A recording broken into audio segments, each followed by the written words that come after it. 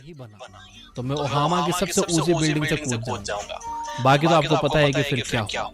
तो एक आम से बच्चे ने इतना सब कुछ कैसे हासिल किया? इसका जवाब है इन्वेस्टमेंट से। अब आप कहोगे कि आपको इन्वेस्टमेंट तो नहीं आता, लेकिन ऐसा नहीं। हम सब अपनी डेली लाइफ में कुछ ना कुछ इन्वेस्ट करते हैं। एक माँ अपनी फैमिली में टाइम इन्वेस्ट करती है, जिसका रिटर्न उसे एक हैप्पी फैमिली के तौर पर मिलता है। एक एम्प्लॉय अपनी जॉब में अपना टाइम इन्वेस्ट करता है, जिसका रिटर्न उसे सैलरी के तौर पर मिलता है। और एक बिजनेसमैन अपने बिजनेस में अपना पैसा इन्वेस्ट करता है, जिसका रिटर्न उसे प्रॉफिट के तौर पर मिलता है। यानी इन्वेस्टमेंट हमारी लाइफ में हर जगह है। बस इन्हीं डेली लाइफ इन्वेस्टमेंट के प्रिंसिपल्स को समझकर वॉरेन बफेट के मेंटर बेंजामिन ग्राहम ने यह बुक द इंटेलिजेंट इन्वेस्टर लिखी थी।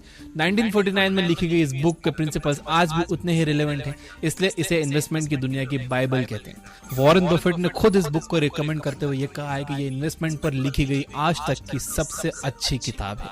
तो आइए जानते हैं इस बुक में है क्या।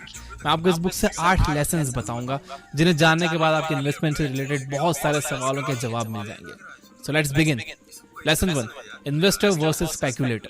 इन्वेस्टिंग की दुनिया में दो तरह के लोग होते हैं, इन्वेस्टर और स्पेक्यूलेटर। जिन्हें हम आमतौर पर इन्वेस्टर समझते हैं, वो असल में स्पेक्यूलेटर्स होते हैं। तो आइए जानते हैं इनमें क्या फर्क है। एक स्पेक्यूलेटर मार्केट और रिसेंट ट्रेंड्स को देखकर ही अपना डिसीजन लेता है, यानी वो अपने लक और अंदाजा लगाने की कैपेसिटी पर भरोसा करता है। वहीं एक इन्वेस्टर अपने सारे डिसीजन अपने एनालिसिस के बेस पर लेता है। एक इन्वेस्टर वही है जिसमें 3 क्वालिटीज हैं। फर्स्ट क्वालिटी, उसका एक्शन एनालिसिस बेस्ड हो, ना कि ट्रेंड बेस्ड। एनालिसिस करते समय ये याद रखना बहुत जरूरी है कि हमें मार्केट नहीं बल्कि जिस कंपनी में इन्वेस्ट करने जा रहे हैं उसकी एनालिसिस करनी है, क्योंकि मार्केट को प्रिडिक्ट करना लगभग इम्पॉसिबल है, लेकिन कंपनी की परफॉर्मेंस प्रिडिक्ट की जा सकती है। सेकंड क्वालिटी है जो अपने प्रिंसिपल अमाउंट की सेफ्टी को इंश्योर कर ले। थर्ड क्वालिटी है जिसका एम एक्स्ट्रा ऑर्डिनरी रिटर्न्स हासिल करने का नहीं बल्कि लॉन्ग टर्म में अच्छे परफॉर्मेंस का हो।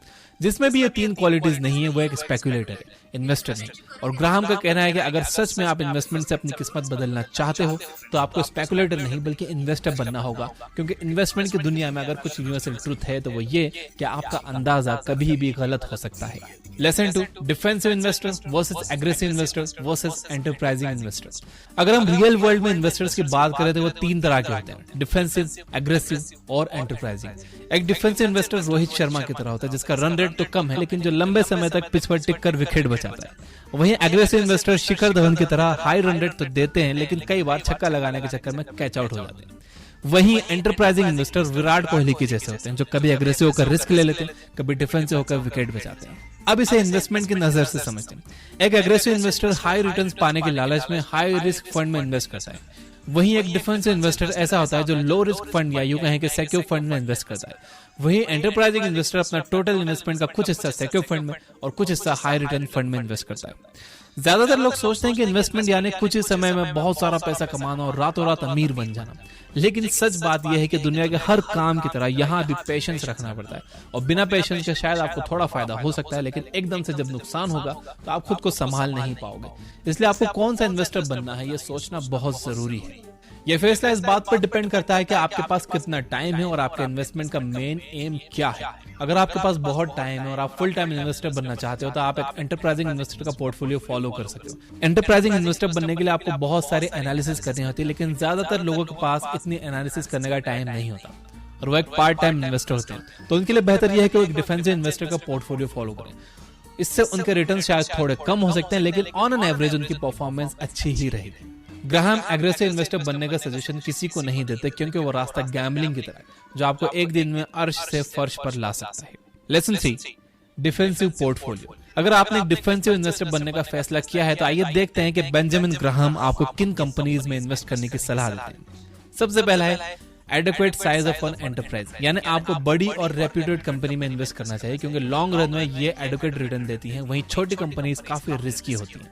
नंबर 2 स्ट्रॉन्ग फाइनेंशियल कंडीशन, यानी आपको एक ऐसी कंपनी में इन्वेस्ट करना चाहिए जिसके करंट एसेट्स उसकी लायबिलिटीज से दुगने हो, यानी उसके डेट और अर्निंग में 2:1 का करंट रेशियो होना चाहिए, यानी कि 200% करंट रेशियो होना चाहिए। नंबर 3 अर्निंग स्टेबिलिटी, यानी पिछले 10 सालों में कंपनी ने कोई बड़ा लॉस ना उठाया हो और कुछ ना कुछ रेगुलर प्रॉफिट गेन किया हो।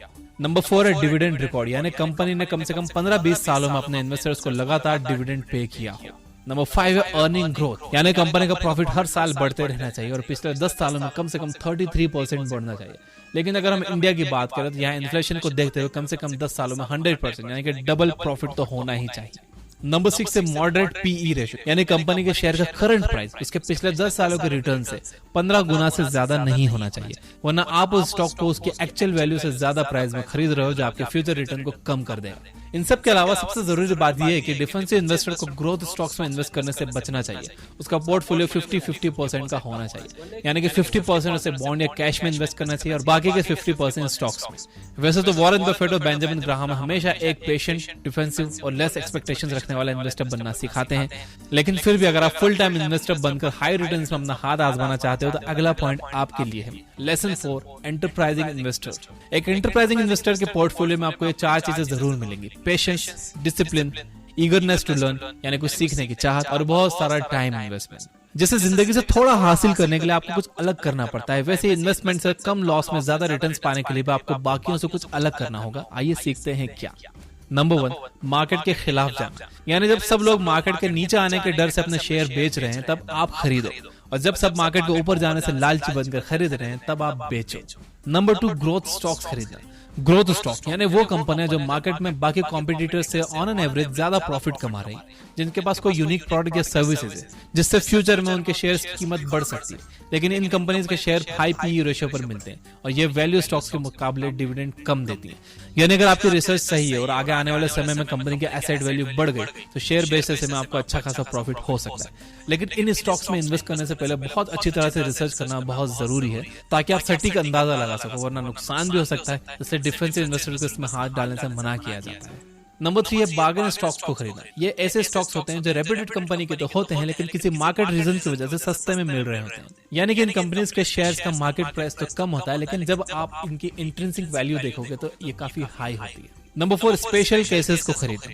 इनमें उन छोटी कंपनीज के स्टॉक्स होते हैं जिन्हें कोई बड़ी कंपनी एक्वायर करने वाली हो। ऐसे स्टॉक्स भी काफी प्रॉफिट देते हैं। फॉर एग्जांपल रुचि सोया का स्टॉक, ये कंपनी लॉस में चल रही थी और इसका शेयर प्राइस 20 रुपए से भी कम का था, लेकिन इसे पतंजलि ने एक्वायर किया। अब ये कंपनी प्रॉफिट में और 2 साल बाद इस शेयर का आज जो भाव है वो 1000 रुपए से भी ऊपर है। लेसन नंबर 5 है मिस्टर मार्केट। इन्वेस्टमेंट का सबसे जरूरी हिस्सा क्या है? मार्केट। लेकिन इसी मार्केट के उतार चढ़ाव के डर के कारण से ज्यादातर लोग अपना पैसा इसमें डालने से डरते हैं। इस कॉम्प्लेक्स से मार्केट को ग्राहम ने अपनी किताब में एक सिंपल सा मूडी मिस्टर मार्केट का नाम दिया है ताकि हमारे लिए इसके फ्लक्चुएशन को समझना आसान हो जाए। तो मिस्टर मार्केट का मूड रोज सुबह बदलता है। जब इसका मूड अच्छा होता है तो शेयर के प्राइस को उसकी एक्चुअल वैल्यू से काफी ज्यादा कोट करता है, यानी कि 100 रुपए के शेयर को 1000 रुपए में देने को तैयार हो जाता है। वहीं जब उसका मूड खराब होता है तो वो 100 रुपए के शेयर को 10 रुपए में देने के लिए भी तैयार हो जाता है। तो अगर आप एक समझदार आदमी हो तो आप क्या करोगे? सिंपल है, जब उसका मूड ठीक हो तो आप अपने 100 रुपए के शेयर को 1000 रुपए में बेचो, जब उसका मूड खराब हो तो उसके 100 रुपए के शेयर को आप 10 रुपए में खरीदो। पर ज्यादातर लोग इसका उल्टा करते हैं। जिस दिन मार्केट का मूड अच्छा होता है तो वो ज्यादा प्राइस कोट करते हैं और लोग अंदाजा लगाने लगते हैं कि कल इसका मूड शायद और ज्यादा अच्छा होगा, कल ये 1000 के शेयर 5000 के हो जाएंगे, इसलिए आज वो 1000 के उन शेयर को खरीद लेते हैं। और जब उसका मूड खराब होने लगता है तो लोग डर के मारे कहीं उसका मूड खराब ना हो जाए अपने शेयर को 10 रुपए में बेच देते हैं। ग्राहम कहते हैं कि अगर आपको डिफेंसिव इन्वेस्टर बनना है, लॉन्ग टर्म में आपको इन्वेस्ट करना है तो आप मार्केट को भूल ही जाओ। उसका मूड कैसा भी हो आपको उससे फर्क नहीं पड़ना चाहिए। जब आपने इन्वेस्ट कर दिया तो आपको फर्क नहीं पड़ना चाहिए कि मार्केट ऊपर जा रहा है या नीचे। बट अव्वल आखिर जब आप इन्वेस्टमेंट करोगे तो आपको मार्केट के रेट से ही करने हैं, तो हमेशा ये कोशिश करिए कि जब मार्केट डाउन हो तभी आप खरीदो। आपको शेयर खरीदने के लिए डीमैट अकाउंट लगता है। देखो फिलहाल तो मार्केट ऊपर ही जा रहा है, तो व्हाट आई रिकमेंड यू कि आप कम से कम अपना डीमैट अकाउंट खुलवा कर रख लो। जब मौका आए, जब आपको लगे कि यार अब मार्केट काफी डाउन है, मिस्टर मार्केट का मूड खराब है, 100 रुपए के शेयर 50 रुपए में मिल रहे हैं, 10 रुपए में मिल रहे हैं, तब आप इसमें पैसा डालना। तो डीमैट अकाउंट कम से कम अपना खुलवा कर रख लो। आप अब स्टॉक्स पर 99 रुपए देकर एक डीमैट अकाउंट खुलवा सकते हो। अगर आप आज ये अकाउंट खुलवा रहे हो तो अब स्टॉक्स आपको फ्री डिजिटल गोल्ड भी देता है। डिस्क्रिप्शन में मैंने लिंक दे दिया है। तो इन्वेस्टर अगर आपको बनना है तो आप कम से कम रेडी रखो, तैयारी करके रखो। डीमैट अकाउंट खुलवाने में आपका कुछ नहीं जा रहा है, तो आप अपना अकाउंट कम से कम रेडी करके रखो ताकि जब अपॉर्चुनिटी आए तो आपको अफसोस ना हो कि यार मेरा तो डीमैट अकाउंट ही है। सो get your demat account open. Lesson number 6 है मार्जिन ऑफ सेफ्टी। अगर आपको मार्केट से 100 रुपए का सामान लाना होगा तो क्या आप घर से 100 रुपए लेकर ही निकलोगे? वैसे तो बहुत सारे लोग जो 100 रुपए लेकर ही निकलेंगे। या एक इंजीनियर को 20,000 किलो की कैपेसिटी का पुल बनाना हो तो क्या वो बस 20,000 किलो का ही बनाएगा? नहीं ना। अब जो लोग समझदार होंगे वो कम से कम 150-200 रुपए लेकर निकलेंगे। और इंजीनियर भी पुल कम से कम 30,000 से 40,000 किलो की कैपेसिटी का बनाएगा ताकि किसी अनवांटेड सिचुएशन में कोई प्रॉब्लम ना हो जाए। बस इसी लॉस को मिनिमाइज करने के तरीके को मार्जिन ऑफ सेफ्टी कहते हैं। ग्राहम का कहना है कि इन्वेस्टमेंट में क्या करना है से ज्यादा जरूरी होता है कि हम ये याद रखें कि क्या नहीं करना है। इसलिए हमें कभी भी मार्जिन ऑफ सेफ्टी को इग्नोर नहीं करना चाहिए, नहीं तो हमारा प्रिंसिपल अमाउंट रिस्क पर चला जाएगा, जो हम कभी नहीं चाहते। अब इन्वेस्टमेंट में आपको मार्जिन ऑफ सेफ्टी कैसे तय करें? एक बात का ध्यान रखना बहुत जरूरी है कि स्टॉक का प्राइस और उसकी रियल वैल्यू कभी भी एक नहीं होती। प्राइस वो होता है जो हम उस टाइम उस स्टॉक को खरीदने के लिए पे करते हैं, और वैल्यू वो जो उस कंपनी के प्रॉफिट, डिविडेंड और एसेट्स को ध्यान में रखकर तय की जाती है। तो अगर किसी शेयर की वैल्यू 50 रुपए, तो आमतौर पर लोग उसे 50 में खरीद कर उसकी प्राइस बढ़ने का इंतजार करते हैं। लेकिन यहाँ वॉरेन बफेट होते तो क्या करते हैं, वो उस स्टॉक को तब तक नहीं लेते जब तक उसकी प्राइस उसकी रियल वैल्यू से 2/3 नहीं हो जाती। यानी जब तक उन्हें 50 रुपए की वैल्यू का स्टॉक 30 से 35 रुपए की प्राइस में नहीं मिलता, वो नहीं लेते। तो मार्जिन ऑफ सेफ्टी आपको इंस्टेंट फायदा देती है और प्रिंसिपल की सेफ्टी की भी गारंटी देती है। Lesson number 7, IPO investment. IPO यानी इनिशियल पब्लिक ऑफरिंग, जहां कंपनीज खुद अपने शेयर्स को मर्चेंट बैंकर्स के साथ मिलकर बेचती है। नॉर्मली हम जो शेयर स्टॉक मार्केट से खरीदते हैं उसे हमारे जैसे कॉमन लोग बेचते हैं, इसलिए इसके बहुत ज्यादा चांसेस हैं कि हमें स्टॉक उसके एक्चुअल वैल्यू से सस्ते में मिल जाए। वहीं जब कंपनी खुद अपने शेयर बेचेगी तो वो उसे एक्चुअल वैल्यू से कभी भी कम में नहीं बेचेगी। यानी आप मार्जिन ऑफ सेफ्टी का कॉन्सेप्ट अप्लाई नहीं कर पाओगे। लेकिन फिर भी लोग आईपीओ लेने के लिए काफी एक्साइटेड होते हैं, लेकिन ग्राहम कहते हैं कि इससे बचना चाहिए। वैसे भी जब हमारे शेयर मार्केट में 4000 से ज्यादा कंपनीज ऑलरेडी हैं, तो इन्वेस्टमेंट के लिए आईपीओ के पीछे क्यों भागना? लेसन नंबर 8 है मार्केट और इन्फ्लेशन। अब हमने इतना सब कुछ सीख लिया, तो जाते जाते जान लेते हैं कि क्यों हमें अपनी मेहनत से कमाया पैसा स्टॉक मार्केट या म्यूचुअल फंड में इन्वेस्ट करना चाहिए, जहां प्रिंसिपल की गारंटी भी नहीं होती और इतना सब कुछ सीखना भी पड़ता है। क्यों ना हम सिंपल सी 10 साल की एफडी करें और खुश रहें? तो इसका जवाब छुपा है इन्फ्लेशन यानी महंगाई दर। जो दाल 10 साल पहले 50 रुपए की होती, आज 120 से 130 रुपए। पेट्रोल के रेट्स आप जानते ही हो, बताने की जरूरत नहीं है। अगर हम इंडिया के इन्फ्लेशन रेट की बात करें तो पिछले 10 सालों में 6 से 7% का इन्फ्लेशन रेट देखा गया है। अब अगर एफडी देखें तो वो आपको 5 से 6% का रिटर्न देती है, यानी कि कुल मिलाकर लॉन्ग रन में आपके पैसे की वैल्यू कम ही होगी। अमीर बनने का कॉन्सेप्ट बस इतना है कि आपके इन्वेस्टमेंट का रिटर्न इन्फ्लेशन से ज्यादा होना चाहिए, तभी लॉन्ग रन में आपको प्रॉफिट होगा और आप एक इंटेलिजेंट इन्वेस्टर कहलाओगे। सबसे बेहतरीन किताब द इंटेलिजेंट इन्वेस्टर, कुछ जरूरी सबक जिन्हें याद रखकर आप भी एक इंटेलिजेंट इन्वेस्टर बन सकते हो। आए हो तो इसे लाइक जरूर करना। इन्वेस्टमेंट से रिलेटेड बुक समरी सुनने के लिए डाउनलोड करिए यह बुक ऐप, और अपना डीमैट अकाउंट जरूर खुलवा के रख लेना ताकि इन्वेस्टमेंट का मौका आपके हाथ से ना निकले। Finally, you guys are keep growing. Thank you for watching.